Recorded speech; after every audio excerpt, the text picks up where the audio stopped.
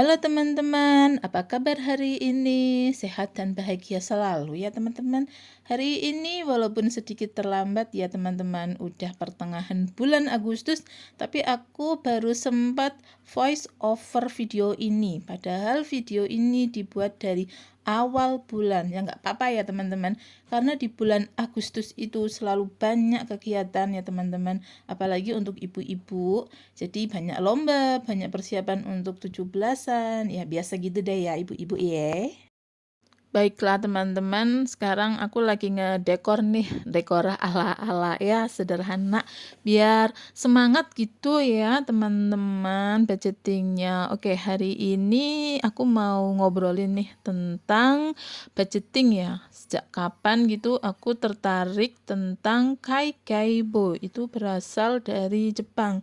Yuk kita bahas sih, apa itu Kaikaibo? Itu bukan tren baru ya teman-teman, sudah ada sejak tahun 1904 di Jepang.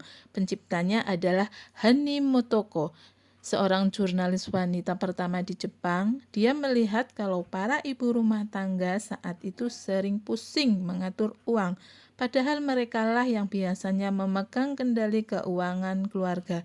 Jadi dia buat sistem sederhana ini, lalu mempublikasikannya lewat majalah wanita, supaya semua ibu bisa mengelola uang dengan tenang dan teratur. Baiklah teman-teman, kata Kaikaibo ini sendiri dari artinya adalah buku catatan keuangan rumah tangga. Uniknya, sejak awal dia memang dirancang untuk ditulis tangan, bukan pakai aplikasi loh teman-teman, supaya kita lebih pelan, sadar, dan merenung setiap kali mencatat uang masuk dan keluar. Selama lebih dari 1000 tahun, Kakeibo jadi kebiasaan di rumah-rumah Jepang. Baru sekitar tahun 2017 sampai 2018, metode ini kembali meluas ke seluruh dunia lewat buku karya Fumiko Chaiba, dan kini disukai banyak orang karena prinsipnya yang sederhana dan menenangkan hati. Baiklah teman-teman, aku udah selesai nih ngedekor sederhana ala-ala ya teman-teman. Walaupun sederhana ini bisa bikin semangat budgetingnya untuk bulan Agustus. Yes. Selain menggunakan metode Kaikaibo, aku juga menggunakan metode amplop ya teman-teman. Jadi setiap amplopnya ini nanti ada tugasnya masing-masing teman-teman.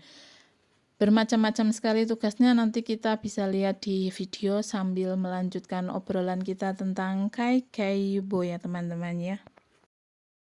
Untuk tujuan aku nih, budgeting seperti ini tuh selain bikin mengatur keuangan biar hemat, ini nggak bikin menderita loh teman-teman. Tujuannya adalah hidup tenang dan rasa syukur.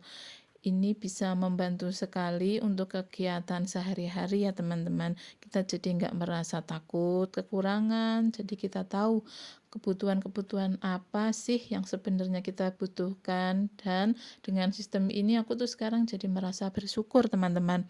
Bersyukur semuanya kebutuhan tercukupi, merasa bersyukur alhamdulillah ya teman-teman.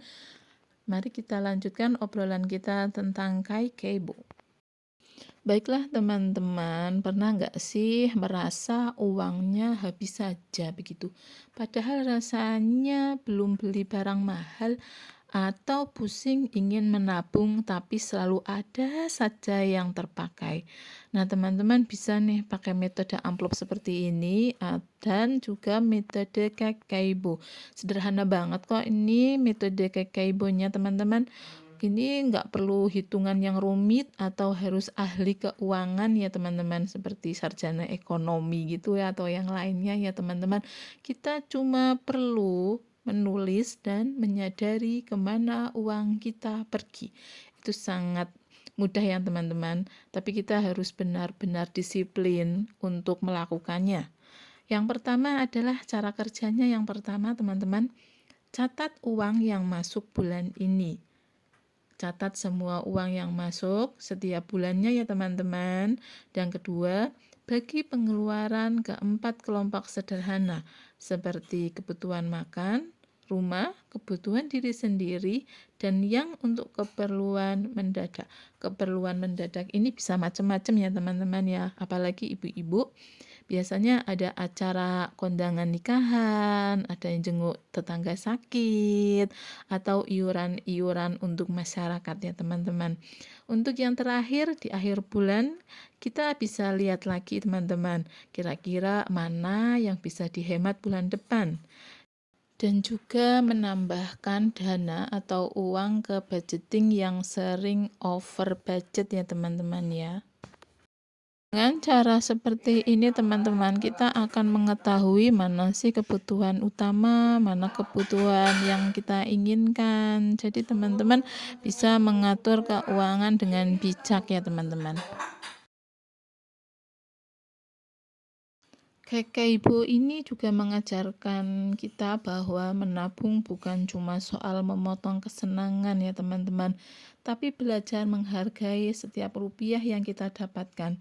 Bahkan kita juga diingatkan untuk tetap menyisihkan sedikit uang buat diri sendiri loh teman-teman, biar nggak lelah mengurus orang lain saja. Gimana? Ternyata seni mengatur uang ala Jepang ini cocok banget buat kita ibu rumah tangga ya teman-teman. Sangat tenang, teratur, dan gak bikin pusing. Yuk coba mulai catat pelan-pelan mulai bulan ini ya teman-teman. Teman-teman yang ingin juga blender seperti ini, dompet budgeting, bisa cek di keranjang orenku ya teman-teman ya. Baiklah teman-teman, dari bahasan yang tadi kita bicarakan tentang kepo, bisa ditarik kesimpulan kenapa sih kita harus coba pakai sistem kepo asal Jepang ini.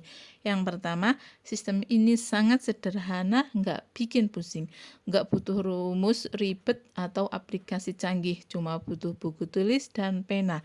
Jadi siapa saja bisa ikut, bahkan yang merasa nggak jago hitung-hitungan pun bisa ya teman-teman. Yang kedua, bikin kita sadar kemana uang pergi. Sering kan uang habis tapi nggak terasa beli apa. Dengan mencatat manual, kita jadi tahu persis pengeluaran yang nggak perlu, jadi lebih hati-hati ke depannya. Lalu yang ketiga teman-teman, gak melarang kita menikmati hidup. Berbeda dengan cara hemat yang kaku, Kakeibo tetap kasih ruang buat kita beli yang disuka atau hadiah buat diri sendiri, asal tetap terencana, gak ada yang dilarang. Yang keempat, melatih pikiran sekaligus mengatur uang. Menulis tangan pelan-pelan bikin kita lebih merenung. Apa ini benar-benar butuh? Lama-lama kita jadi lebih bijak menentukan prioritas kebutuhan keluarga. Yang kelima, hasilnya terasa pelan tapi pasti. Nggak perlu langsung hemat drastis. Tiap bulan cuma lihat mana yang bisa diperbaiki sedikit saja. Lama-lama, tabungan dan keuangan rumah jadi jauh lebih aman dan tenang. Gimana teman-teman? Apakah teman-teman ingin mencoba sistem ini? Sistem kepo ini sebenarnya sangat cocok dipakai di Indonesia ya teman-teman ya. Karena sistem kepo ini tidak kaku, yang nggak harus sesuai persis seperti di Jepang sana ya teman-teman.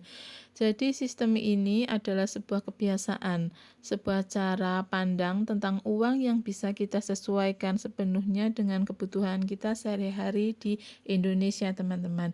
Ini adalah buku catatan mini sayang teman-teman yang sering aku gunakan untuk mencatat pengeluaran-pengeluaran setiap harinya. Seperti yang saya ceritakan tadi, menggunakan sistem kepo.